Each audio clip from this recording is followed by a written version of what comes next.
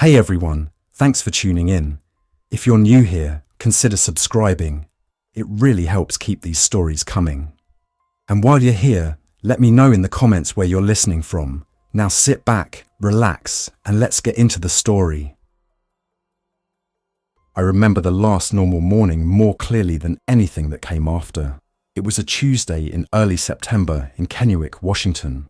The sky was overcast but bright. The kind of grey that meant it would probably stay dry.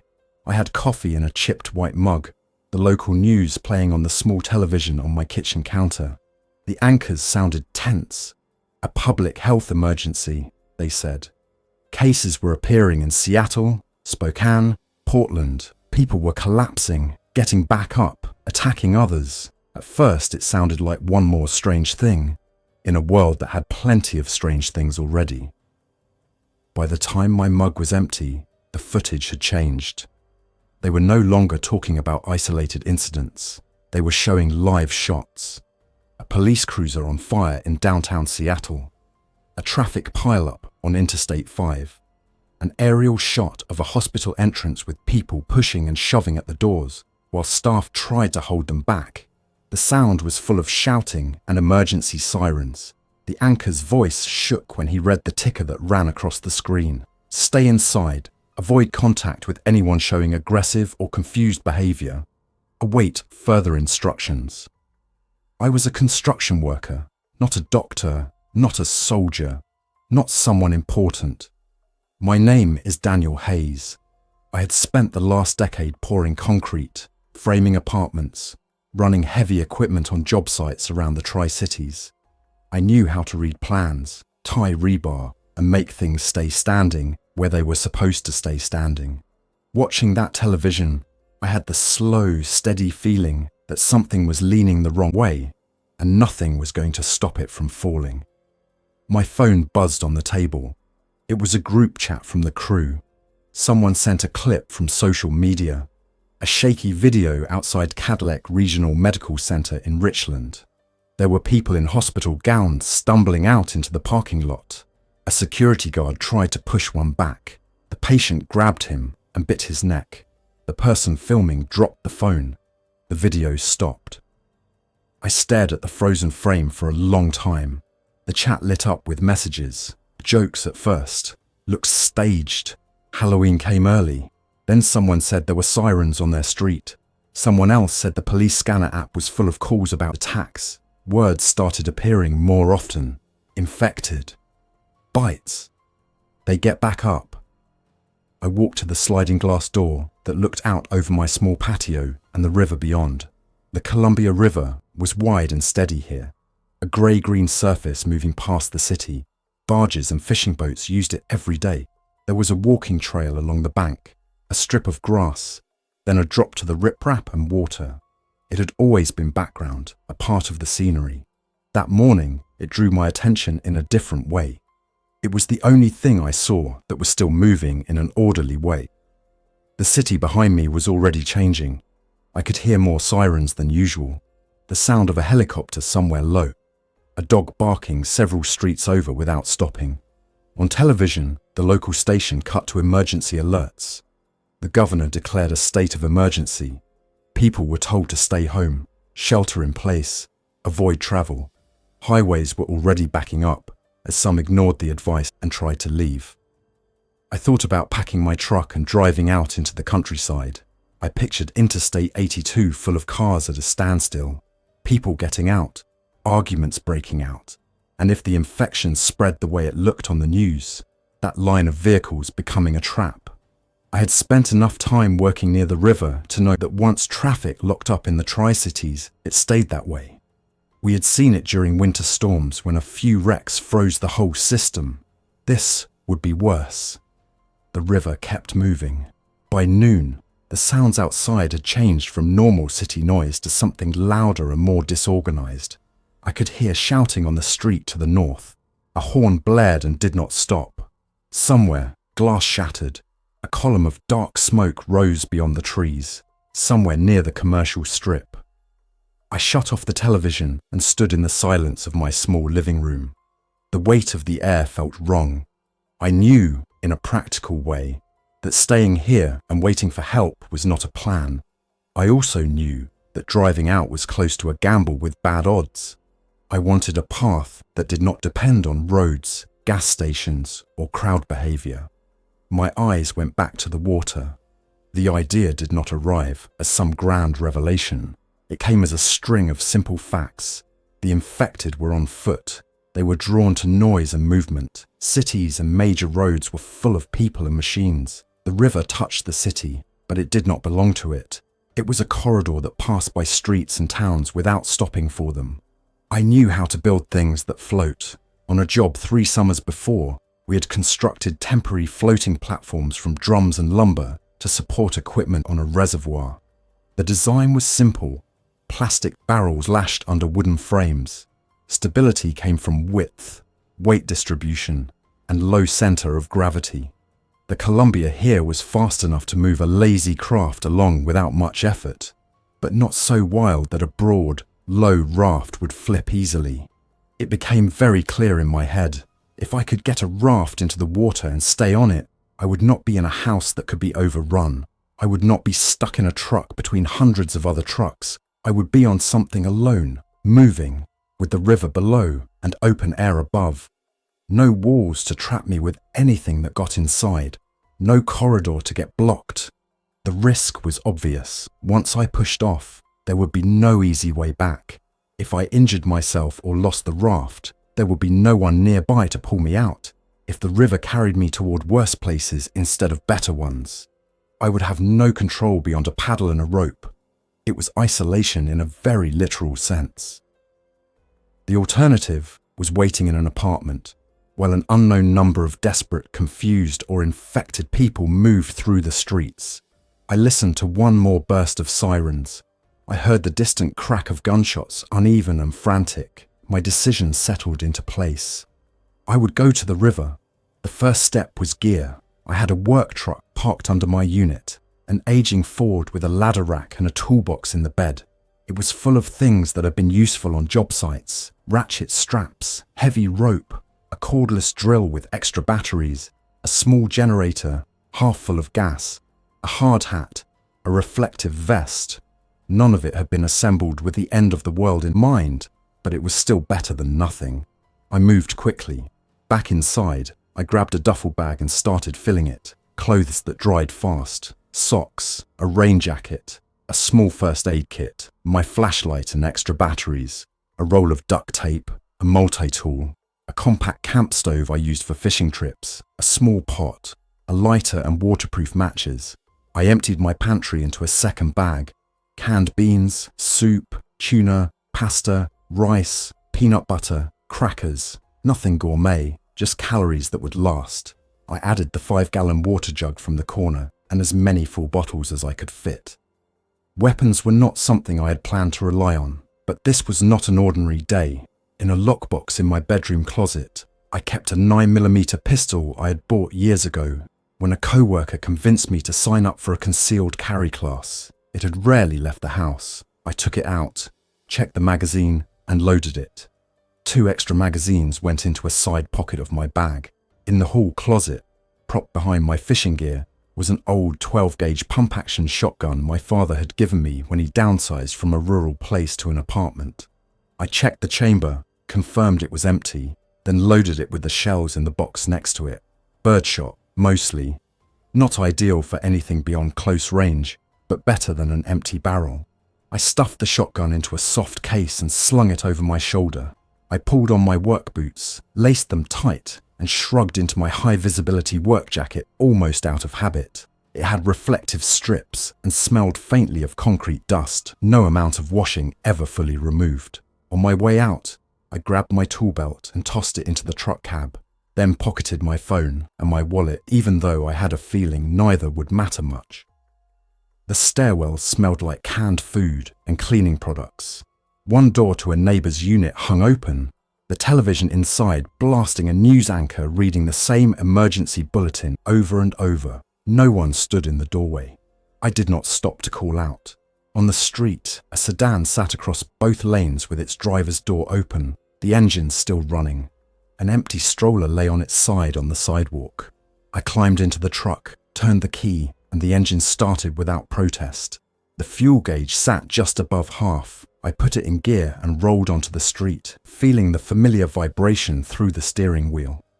Traffic was already bad on the main roads visible at the end of my block. Cars clustered at intersections. Horns blared as people tried to push through lights. I turned the other direction, toward a back way I knew that led to the riverfront without passing through the busiest zones. The city had a network of smaller streets that wound between warehouses and old industrial buildings. I took those, avoiding the main arteries as much as possible. As I drove, I saw the first infected person with my own eyes.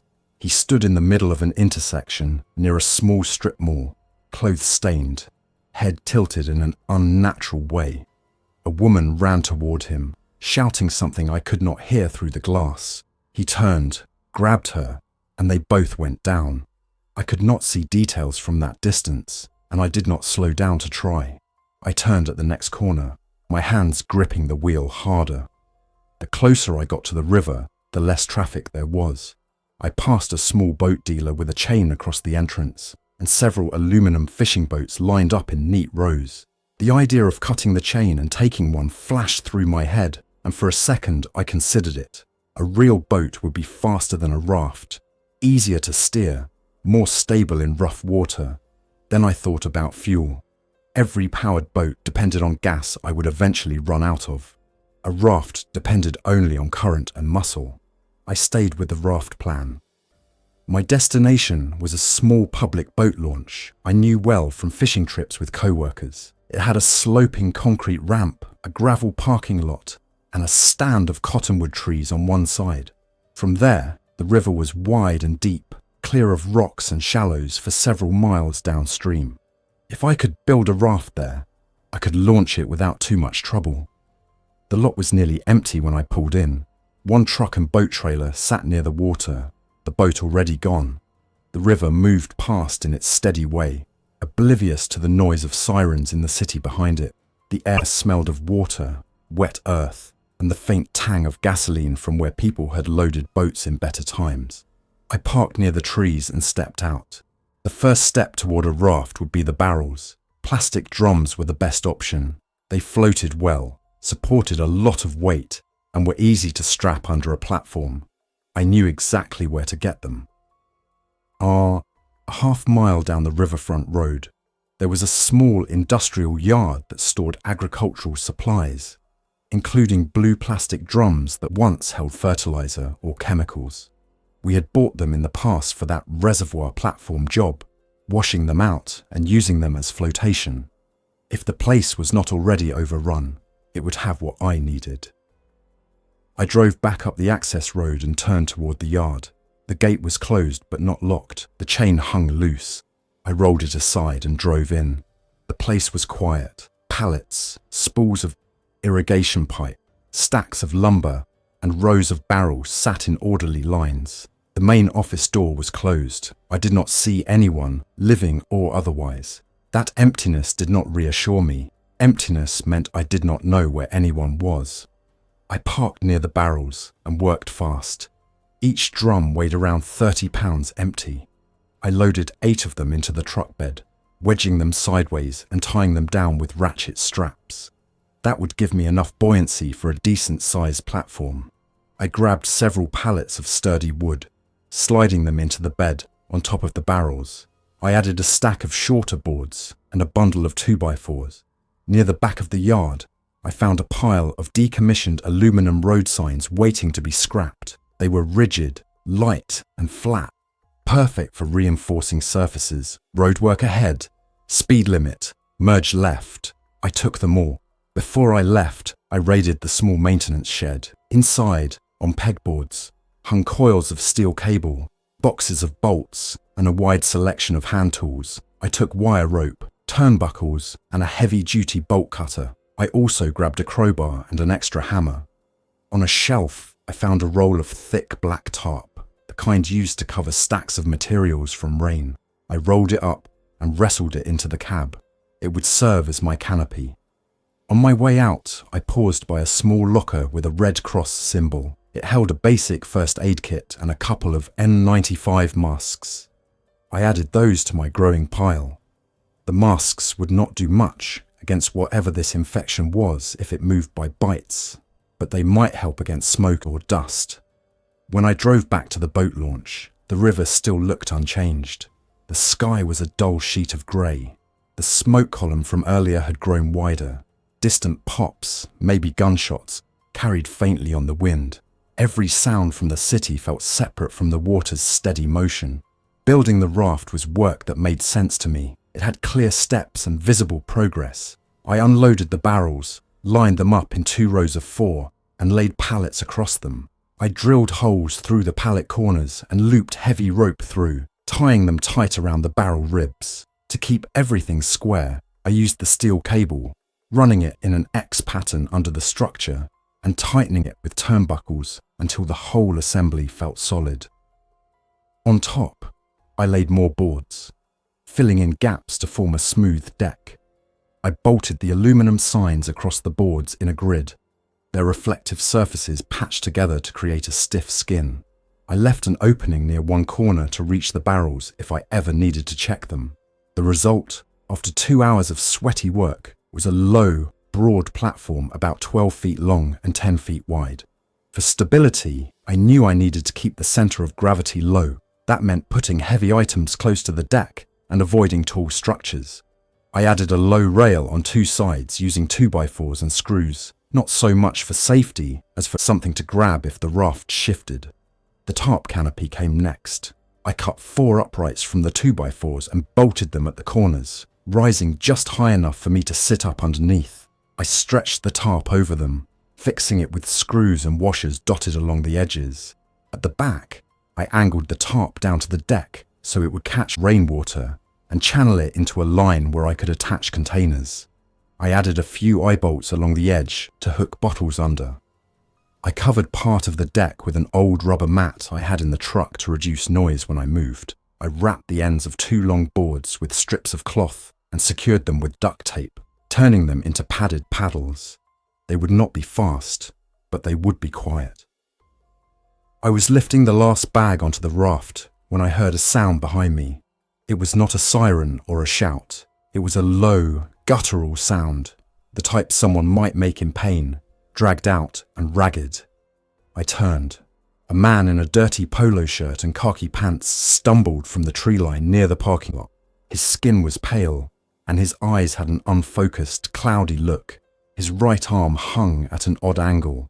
Dark stains ran down the front of his clothes. He saw me and changed direction, his steps uneven, but persistent. I knew what he was. I had seen enough on screens already. Now one of them stood 50 feet away, moving toward me. My shotgun was on the raft. The pistol was in my belt at the small of my back. I did not want to fire either if I could help it. Noise would carry across the water and through the trees. I picked up the crowbar from where I had dropped it and stepped backward toward the raft.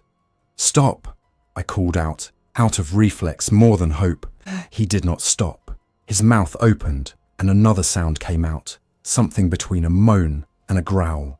He quickened his pace, legs working in a strained, jerky rhythm. When he was 10 feet away, I saw the side of his neck clearly. The skin there was torn, the wound ragged and dark. It did not bleed the way a fresh wound should. It looked dry, as if whatever had been in him had already moved on. He reached for me, fingers curling. I stepped to the side and swung the crowbar with both hands. It connected with the side of his head with a dull, heavy impact. He staggered sideways and crashed to the ground. I braced, waiting for him to push back up, but he did not. His limbs twitched, then stilled. My breathing was harsh in my ears. My hands shook, not from exertion but from the sudden reality of it. That had been a person, someone who had shopped at stores, driven on these roads, lived a life in this city. Now he was a threat I had removed with a piece of steel. There was no time to stand over it and think. If one had found the launch, more could follow. I dragged his body by the ankles to the edge of the parking lot and left it there. Then I finished moving my gear onto the raft. I positioned my supplies toward the center, keeping weight balanced. Water jugs and canned food went low. The generator, which I decided to bring despite its limited long-term usefulness, went near the middle, strapped down with ratchet straps. The duffel with clothes doubled as a backrest. I set the shotgun within easy reach under the canopy, and the pistol stayed on my belt. The last addition came from under the truck's back seat, a cheap emergency radio I had bought years ago, the kind that could be hand-cranked or run on batteries. It picked up local stations and weather broadcasts. I'd never used it for anything serious. I added it to the pile. Information would matter as much as food. When everything was ready, I walked back to the truck and took one last look. The keys sat in the ignition. The truck had been my livelihood and my daily routine. It would not fit on the raft. I pulled the keys out, then put them back. I shut the door and left it unlocked. If someone else came along who could use it, they would not have to break in. I stepped onto the raft. It shifted under my weight, then settled as the barrels took the load.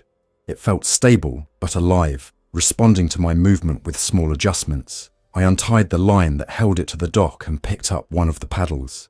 The river lapped against the barrels. I pushed off.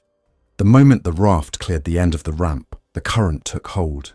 It was not a dramatic surge. It was a gentle but steady pull, a change from still to moving. The shoreline began to slide past, the parking lot and trees drifting to my left. The city's noise faded slightly, muted by distance, replaced by the low murmur of water moving over unseen shapes. I sat under the canopy, paddle in hand, and watched the boat launch recede. The dead man's body lay where I had dragged it, a small shape on the grey pavement. The truck stood in the lot, alone, a familiar shape becoming smaller. Beyond it, the city skyline formed a low line of office buildings, apartment blocks, and smokestacks, punctuated by that rising column of dark smoke. I did not wave goodbye. It did not feel like the kind of departure where you wave. It felt like walking out of a job you knew you would never see again.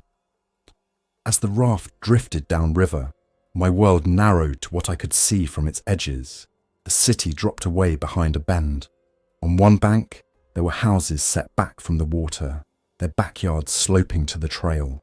On the other, there were trees and scrub, then the distant silhouettes of industrial structures. I tested the paddles. They moved water quietly, letting me nudge the raft a little closer to the center of the channel. The current there was stronger and more consistent. I did not need speed. I needed control and distance from the banks. The infected would congregate near roads, bridges, and buildings. The further I kept from those, the better. As afternoon stretched toward evening, the sky dimmed. The light turned flat and diffuse. I checked the small digital watch on my wrist. It was just past 4 in the afternoon. Shadows began to lengthen on the banks. Somewhere, a dog barked in a yard, then fell silent. A siren wailed far away, then cut off mid-note. That first night on the river, I discovered how many noises the water makes when you're alone with it. Small waves tapped against the barrels. The wind moved over the top with a low rustle.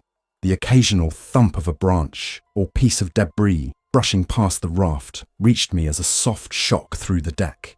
Every one of those sounds briefly registered as something else in my mind before I identified it. For anchoring, I had prepared a weighted rope. I had filled a plastic milk crate with rocks from the riverbank before launching, threading a length of thick rope through the handles. When the light dropped enough that it was hard to distinguish details on shore, I stood at the bow, looked for a slow stretch of current away from obvious hazards, and lowered the crate over the side. The rope ran through my hands until it went slack, the crate resting on the riverbed. The raft continued forward until the rope stretched taut. The platform turned gently, aligning itself with the current. I tied the rope off at a cleat I had bolted to the deck. The raft swayed slightly but stayed in place. The bank on my right was a dim line of trees. On the left, the open water darkened until it reflected the grey of the sky. There were no streetlights, no traffic lights, no windows glowing. The outage must have spread, or the grid had been deliberately shut. Under the canopy, I lit a small battery-powered lantern. I kept it dim, enough to see my hands and the interior of the raft, but not bright enough to beam out into the night like a beacon. I opened a can of beans with the multi-tool and ate them cold, the metal of the spoon clinking softly. It was not gourmet food, but it was fuel. Sleep was difficult. Every time my eyes closed, my mind replayed the swing of the crowbar, the feel of it connecting, the way the infected man fell. When I finally did drift off, it was in short segments, waking up every time the raft creaked or a distant noise drifted through the night. At some point, well after midnight, a new sound reached me. It was a low, repetitive groan carried on the water. I sat up, heart racing, and turned down the lantern until it was almost off. The sound came closer, along with a faint splash. I moved to the edge of the raft and peered out. The sky had enough starlight to give the river a faint sheen. A darker shape moved on the surface, rolling and turning as the current pushed it. As it came closer, it resolved into a human body, face down, arms trailing. The sound came from its throat, a gargled moan. Even as it bumped and spun in the water, it drifted past the raft, close enough that I could see its hair plastered to its skull, one ear torn, mouth working underwater in slow, mindless motions. The crate anchor held the raft in place as the body continued downstream. The sound faded with it. I stayed at the edge for a long time, the cold air on my face keeping me alert. The idea that some of them were in the water, still moving in that reduced, automatic way, was unsettling in a way that was hard to shake. The river was not completely mine. It carried its own version of that new world. Morning came as a gradual brightening of the sky from black to deep blue to a washed-out grey. I pulled up the anchor crate, stacking the wet rope in coils on the deck. The rocks gave a steady resistance, evidence that the current had tugged at them all night. My arms complained by the time the crate broke the surface. I hauled it aboard, letting the excess water run back into the river. I drifted again, using the paddles only when I needed to adjust the raft's position. The banks slid past in a slow, continuous panorama. Fields, patches of trees, clusters of houses, abandoned docks with ropes hanging slack. At one point, I saw a small marina, boats bobbing empty at their moorings. 2 bodies lay on the dock, unmoving. It was hard to tell from this distance whether they were infected or just gone. Around midday, clouds thickened. The first drops of rain hit the tarp with soft impacts. I adjusted the canopy angle to catch more water and positioned empty jugs under the edge, where it dripped in a concentrated line. Rainwater was cleaner than anything I would pull from the river itself. As the rain intensified to a steady shower, the jugs began to fill. Under the tarp, I stayed mostly dry. The air cooled, and I pulled my jacket tighter around me. I thought about home, about the apartment and the familiar couch, the refrigerator, the bed with its worn comforter. It felt distant, almost like another person's life. This small rectangle of aluminum, wood, and plastic barrels was my home now. Everything I had kept from the old life was confined to a handful of bags and boxes under my reach. I knew I could not rely solely on what I had brought. Food would run out if I did not find more. Eventually, I would need to step onto land.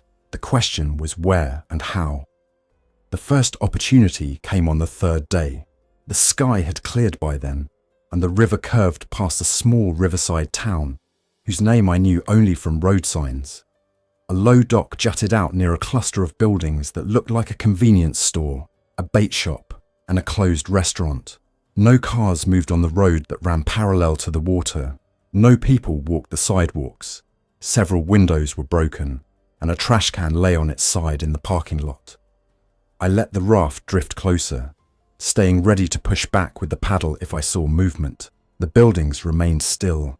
As I drew even with the dock, I could see details. The convenience store's glass door had been smashed inward. Shelves inside were knocked over. The bait shop's sign hung crooked. I did not want to go ashore. Every survival instinct told me that leaving the relative isolation of the water was a risk. At the same time, my canned food supply was finite. If I passed every opportunity like this, I would eventually face the same risk with fewer options. I steered the raft gently toward the dock and looped a rope around one of its posts. The structure creaked but held my weight as I stepped onto it. I kept the shotgun in my hands, barrel pointed down but ready. The pistol stayed at my side. I made each step deliberate, scanning windows and doorways for movement. The air smelled of stale gasoline and something else, a sour note that set my nerves on edge. I moved along the dock to the shore, boots landing on the asphalt with small, controlled sounds. The convenience store was the obvious target. Food, water, maybe batteries. It was also the most likely place to have drawn people earlier, and if the infection had hit them, it might be full of things that were no longer properly alive. I stopped just outside the broken door and listened. The interior was dim, lit only by the overcast daylight filtering in. I heard nothing.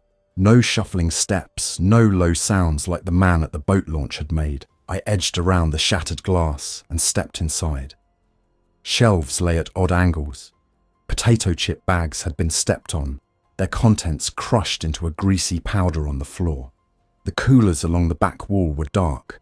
A few items remained on the shelves, mostly things that would have been left behind in a hurry. Cans of vegetables, jars of pickles, and boxes of unsweetened cereal.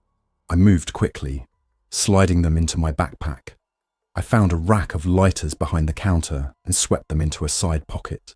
In the storeroom, I located a stack of bottled water cases someone had not managed to carry out. I cut the plastic and loaded as many bottles as I could into a crate. I was in the process of checking a back office drawer when I heard a noise down one of the aisles. A faint scuff, like a shoe dragging. I froze, shotgun half raised, and listened. Another sound, closer, a low exhale. "Hello?" I called, voice tight. "If you're alive, say something." No answer, just another scuff. This time, from behind a tipped shelf to my left, something brushed against a cardboard display. I backed toward the exit, not taking my eyes off that aisle. A figure emerged slowly from behind the shelves, shoulders brushing the metal. A woman in a stained dress, hair matted, mouth slightly open. Her eyes were unfocused but locked on me in a way that made my stomach clench. Her arms hung by her sides, fingers twitching. As she stepped out fully, I saw a bite mark on her calf, deep and discolored. "Stay back," I said, even though I knew words would do nothing. She kept walking, foot dragging where the wounded leg did not cooperate. I shouldered the shotgun and aimed. The distance was short. My hands trembled, but the barrel stayed roughly steady. I did not want to fire inside the store, but I had no good alternatives. Letting her get close enough to grab me was not acceptable. I squeezed the trigger. The shotgun thundered in the enclosed space. The recoil hit my shoulder. The woman went down instantly and lay still. The sound left my ears ringing, and dust drifted from the ceiling tiles. Somewhere outside, a crow took flight, startled by the noise. I did not wait to see if anything else responded. I backed through the broken door, dragging the crate with water bottles. I moved as quickly as I could without dropping anything, load awkward, breath fast. The dock felt like a lifeline under my boots. The raft bobbed gently where I had left it, rope tight to the dock post. I threw the crate onto the raft and climbed aboard. I untied the rope and pushed off hard, paddle digging into the water. The raft slid away from the dock, swinging back toward the center of the river. I paddled until the town and its broken windows were shrinking behind me. Back under the canopy, I arranged the new supplies and sat, breathing hard. The encounter had been brief, but it confirmed what I already suspected. Any structure worth scavenging would be a shelter not just for goods, but for things that had once been people. Every trip ashore would be a trade-off between what I gained and what I risked. After that day, I refined what I thought of as the drift protocol. I drifted during daylight, keeping the raft in the center of the channel when possible. I avoided getting too close to banks, where I saw clusters of buildings, particularly around bridges. Those spots were choke points where people had tried to cross and had been stopped by wrecks or panic. More people meant more infected. At night, I anchored with the weighted crate in midstream, away from obvious shallows where someone on foot might wade near. I kept noise to a minimum. No shouting, no unnecessary banging. When I had to fire a gun, which I tried to avoid, I did it quickly and moved on afterward. I used the camp stove sparingly, mostly for coffee in the morning or when the cold sank into my bones.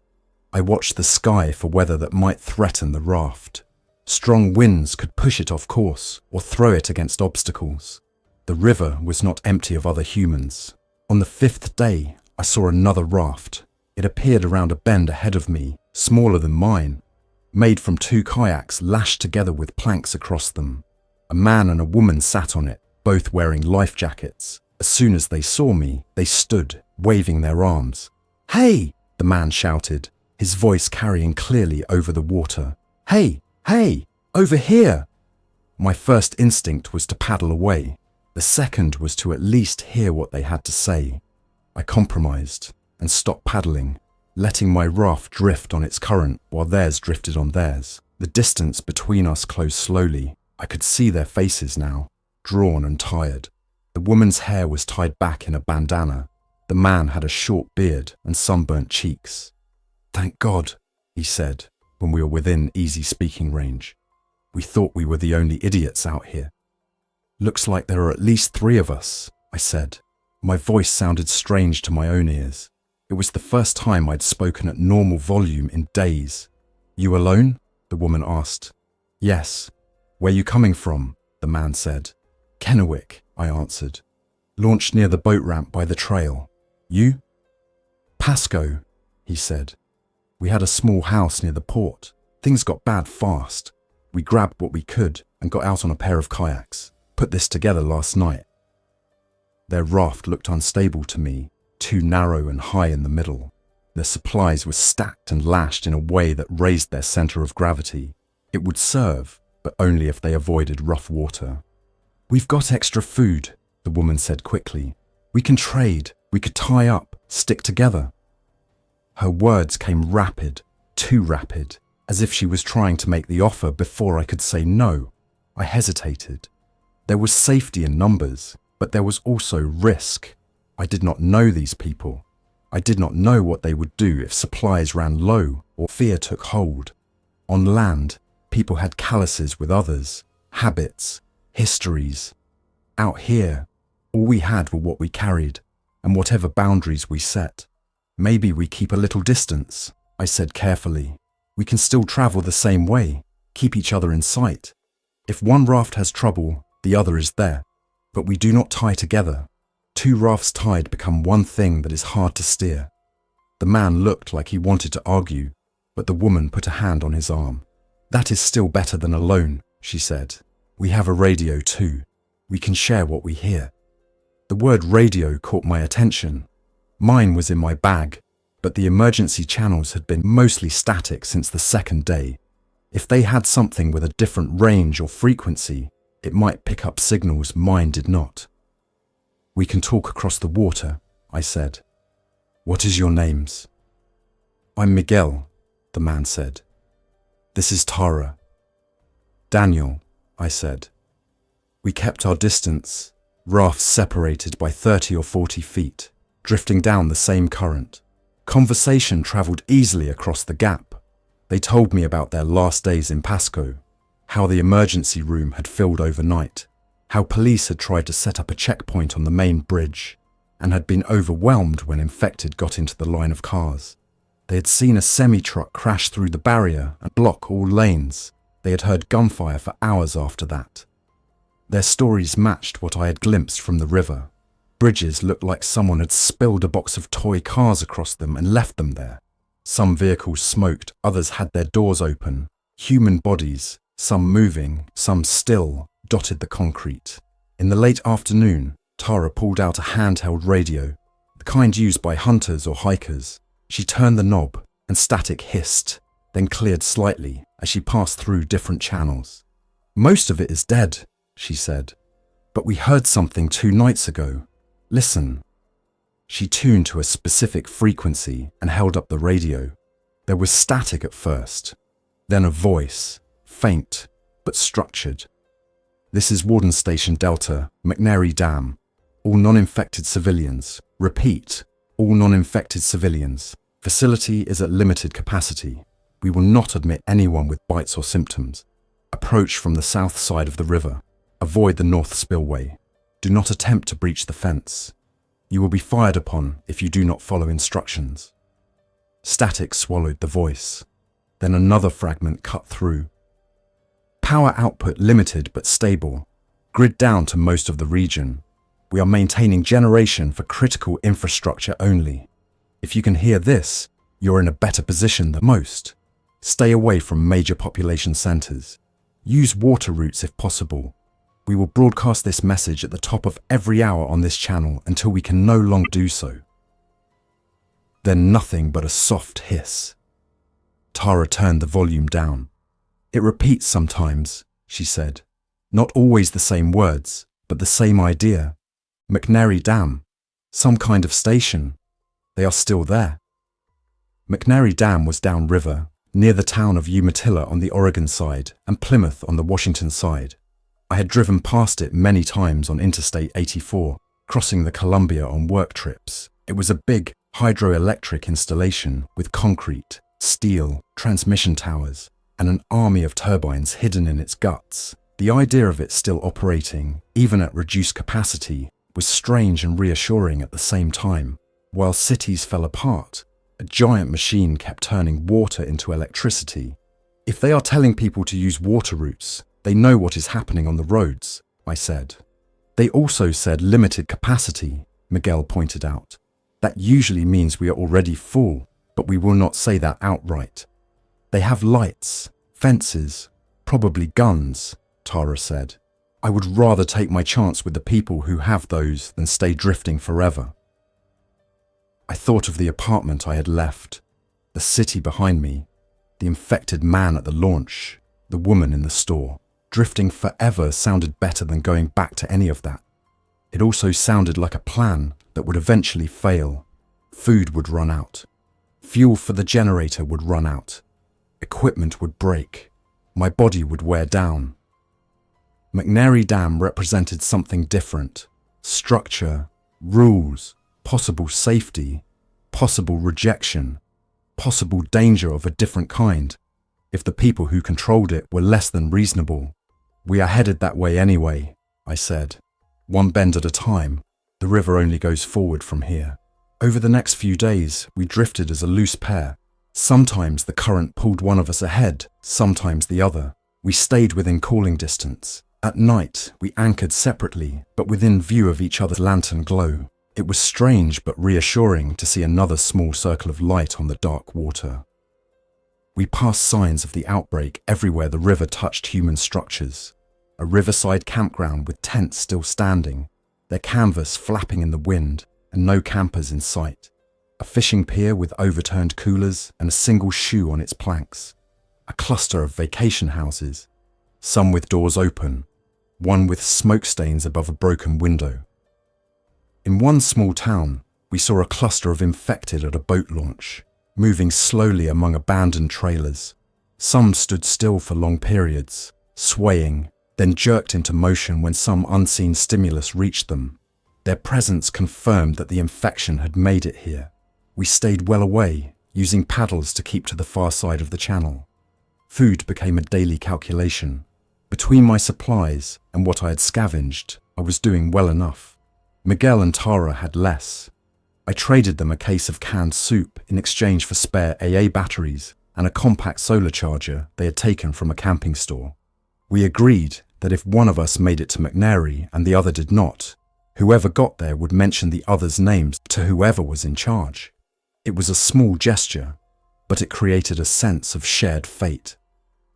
On the 7th night since I had launched, a storm rolled over the river.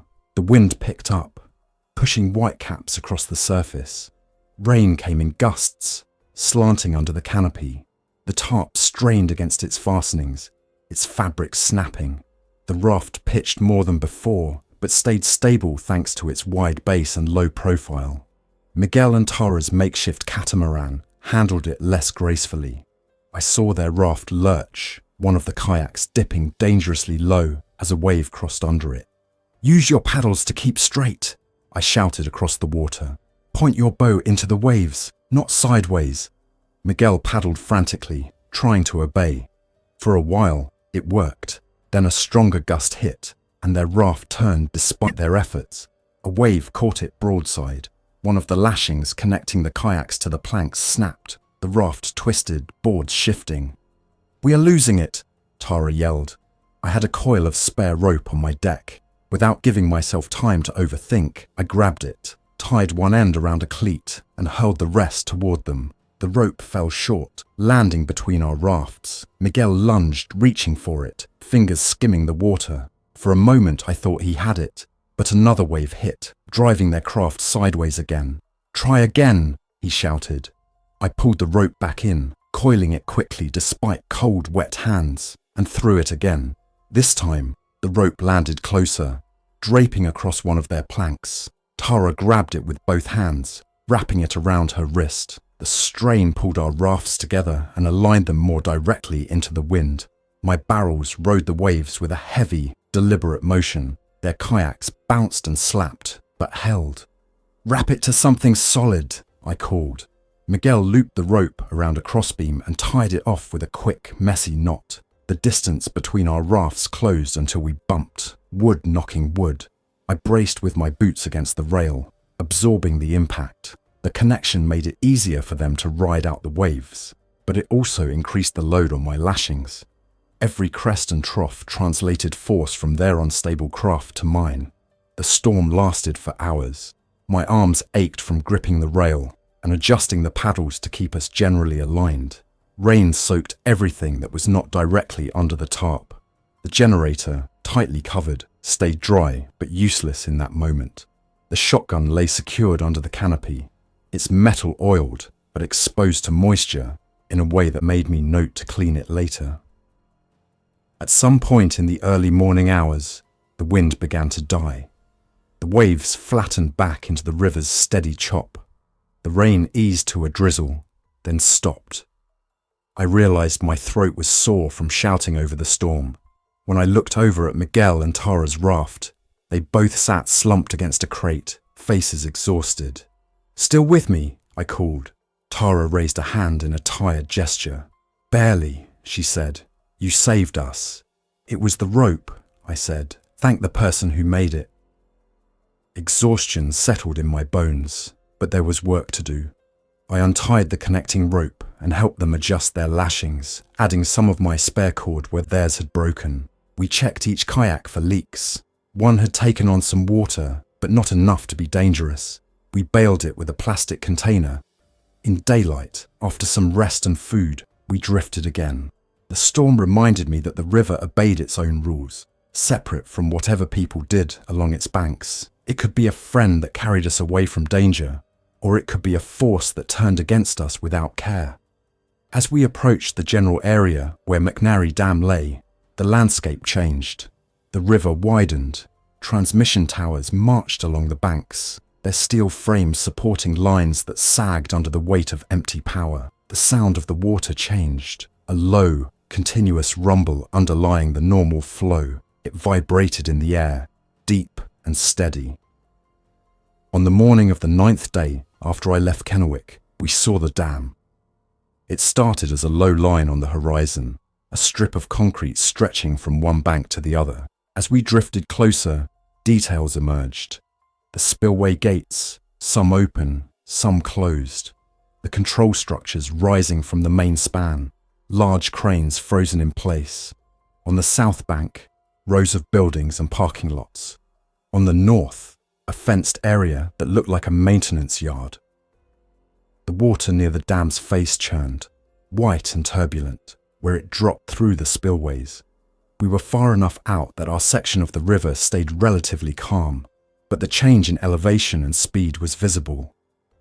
"South side," Tara said, tapping the radio. They said approach from the south side. We paddled to shift our rafts toward that bank. Signs posted along the water's edge came into view. Restricted area, keep back. Danger, strong currents. In ordinary times, We would have obeyed those signs and never come this close. These were not ordinary times. As we approached, I picked up the handheld radio I had borrowed from Miguel and tuned it to the frequency from before. On the hour, a voice came through, clearer now that we were close. Warden Station Delta, McNary Dam. All non-infected civilians approaching by water. Identify yourselves on this channel and wait for instructions. Repeat. Identify yourselves and wait for instructions. Do not approach the spillway. Stay clear of red marker buoys. This facility remains under federal authority. Lethal force will be used if you attempt to breach security without authorization. I pressed the transmit button. This is Daniel Hayes, I said. I'm on a homemade raft with 2 other civilians on a separate raft. Names Miguel and Tara. We're on the south side of the river, approaching from upstream. We are uninfected. We've been on the water since Kennewick and Pasco. No bites. No symptoms. Static crackled. Then the voice returned, sharper and closer. Daniel Hayes, Miguel and Tara, copy. Keep to the center of the channel for now. You're entering a screened zone. We have visual on 2 craft. Confirm both are unpowered rafts. Confirmed, I said. No engines. Understood. You will see a series of yellow buoys on your right. Stay left of them. You are entering an area with underwater structures. Maintain current speed. Do not attempt to approach the main dam face. We will direct you toward a low dock once you are past the worst of the current. Miguel looked at me across the water. His face was tense. They sound organized, he said. They sound like they have rules, I replied. That is more than we have seen in a while. We followed their instructions, keeping left of the yellow buoys. The current strengthened, pulling us faster. The raft vibrated slightly as water flowed under and around the barrels with more force. I tightened my grip on the paddle, using it to keep the raft aligned. Ahead, on the south bank, I saw movement. Figures in dark uniforms stood on a concrete platform near a small dock. Some held rifles. One had binoculars raised, watching us. A tall chain-link fence topped with barbed wire ran along the perimeter, with a gate near the dock. Beyond the fence, vehicles were parked in neat rows. A flagpole stood near a building, the flag hanging limp in the still air. The radio crackled again. Raft 1, Daniel Hayes.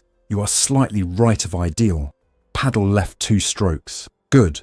Raft 2, Miguel and Tara. You are online. Continue. When you are within 20 yards of the dock, drop any visible weapons on your deck and raise your hands. We will secure your craft with lines. Do not make sudden moves.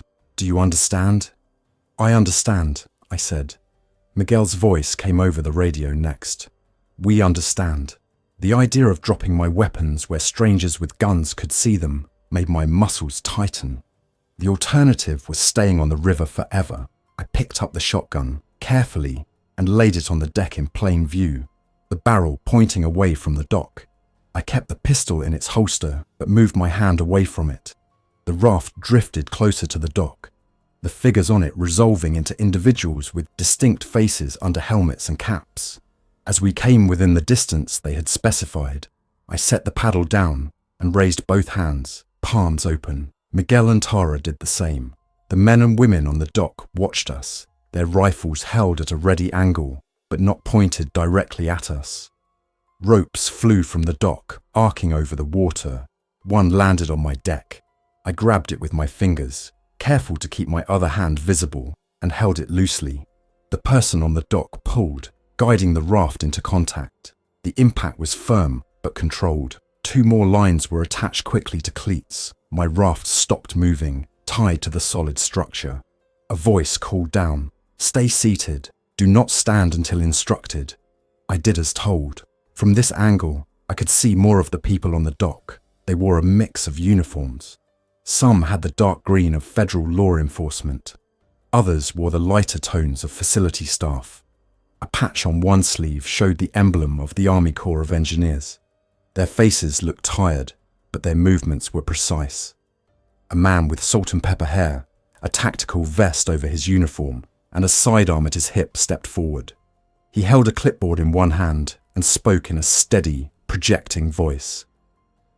"I am Chief Warden Caldwell," he said. "This facility has been under emergency protocol since the outbreak began. We have limited space and limited resources. Before we consider letting you inside the perimeter, we will screen you for bites, fever, and other signs of infection. If you have been bitten or are hiding a bite, now is the time to say so. We do not have the capacity to offer treatment. If you are infected, you will not be admitted." His eyes swept over us, making direct contact with mine. I nodded. "I understand," I said. "I have no bites." "Stand up slowly," he said, "one at a time, starting with you." I rose carefully from my seated position, keeping my hands at shoulder level. My legs felt unsteady after days of limited movement. Caldwell's gaze ran over me, checking arms, neck, face. Another person, a woman in medical scrubs with a mask around her neck, stepped closer on the dock. "Any recent injuries?" she called. "Just blisters," I said, "from paddling. No breaks in the skin from anything else." "Remove your jacket," Caldwell said. I eased off the reflective jacket and turned slowly, letting them see my arms and torso. My shirt stuck to my back with sweat, but the skin beneath was clear. The nurse nodded to Caldwell. "Next," he called to Miguel and Tara. They went through the same process. By the end of it, none of us had been found to have bites. Caldwell made a note on his clipboard. "All right," he said. "Here is how this works. We will bring you one at a time onto the dock. You will leave your firearms on your craft for now. They will be collected, inspected, and logged. You will undergo a temperature check and a more thorough visual exam inside the gate. If you pass, we will assign you temporary quarters and explain our rules. If you do not pass, you will be asked to leave. We will not force you onto land where there are infected, but we will not allow an infected person inside the fence. Is that clear?" "Yes," I said. He gestured to one of the uniformed officers. "Bring him up." A rope ladder was dropped over the side of the dock. I grasped it and climbed, hands and boots finding the rhythm of the rungs. The height was not great, but the movement from the raft and the residual fatigue made it feel more significant. When I reached the top, 2 officers took my arms and helped me step onto the solid concrete. The ground under my boots did not move. After days on a floating platform, that stability felt strange. They guided me through the gate, which opened with a metallic clank. Inside the fence, there was another world. People walked between buildings. Some wore hard hats, others carried clipboards. A small group of children played near a set of parked vehicles under the watch of an older woman. Portable generators hummed alongside the deeper, constant vibration of the turbines in the dam. The nurse from before led me to a folding table with a thermometer and a clipboard. She checked my temperature with a non-contact device held to my forehead, then asked me a series of questions about when I had last been near infected, how long I had been on the water, whether I had experienced any strange symptoms. I answered truthfully. She jotted down notes. "Temperature is normal," she said. Caldwell, who had joined us. "No visible injuries apart from minor abrasions on the hands. Time on water fits with reduced exposure." Caldwell nodded. "All right, Mr. Hayes," he said. "For now, we will assign you to temporary housing. You will be given a briefing on our procedures. You will not wander outside designated areas. You will not approach restricted zones. You will contribute to work details as assigned. This is not a vacation spot. It is a critical piece of infrastructure with more mouths than we have food for. Everyone pulls their weight. Understand?" "I understand," I said. "I am a construction worker. I know how to follow site rules." His eyes flicked to my hands, rough and calloused.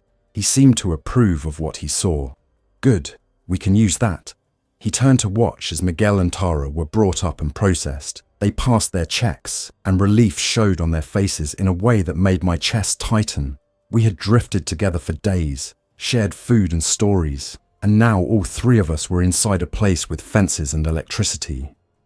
Standing there, hearing the hum of the dam, seeing the lights inside the administrative windows, I felt something I had not felt since the outbreak began.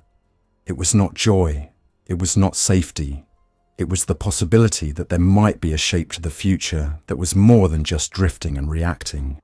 That night, they assigned us cots in a converted storage room in one of the outbuildings. The air inside smelled of dust and disinfectant. The walls were insulated but thin enough that I could hear the turbine's low vibration through them, a constant reminder of the water still moving outside. Before I slept, I thought of the raft tied outside the fence, bobbing in the dark water.